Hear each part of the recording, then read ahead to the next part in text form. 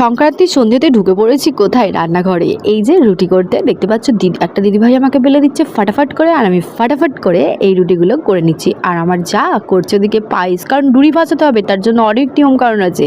আর দেখতে পাচ্ছ এখানে পটল, আলু, পেঁয়াজ সব কিছু একসঙ্গে কেটে দিচ্ছে। আমি এই যে ছেলেগুলো খাবে তার জন্য তরকারি করছি, ছানা করছি। আর দেখো এই যে নিয়মটা বলে দিই, এই পায়েস, এই ডুরিটা দিয়ে দিয়েছি পায়েসে। আর এখানে পায়েস কাম ভাত ঘিটি দিয়ে, আলু ভাতে দিয়ে আর ঘি দিয়ে খুব ভালোভাবে জমে গেল। আর কাঁচা লঙ্কা অনেক খেয়েছি।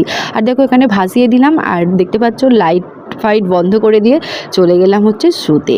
আর এই যে দেখতে পাচ্ছ আমার ছেলে পরের দিন স্কুলে যায়নি, বায়না হচ্ছে আপে খাবো। তো তার জন্য আমি সুজিটা সারা রাত আমি ভিজিয়ে রেখে দিই, তো যখন তখন বায়না করতে পারে। আর এখানে কারি পাতা ফোড়ন দেওয়ার জন্য একটু শুকনো লঙ্কার সর্ষে ফোড়ন দিয়ে এটা দিয়ে দিলাম। আর অনেক সবজি দিয়েছি এর মধ্যে, দিয়ে আপে মেকারে দিয়ে জাস্ট একটুখানি 5 মিনিটও নয় 2 মিনিটেই এটা হয়ে যায়।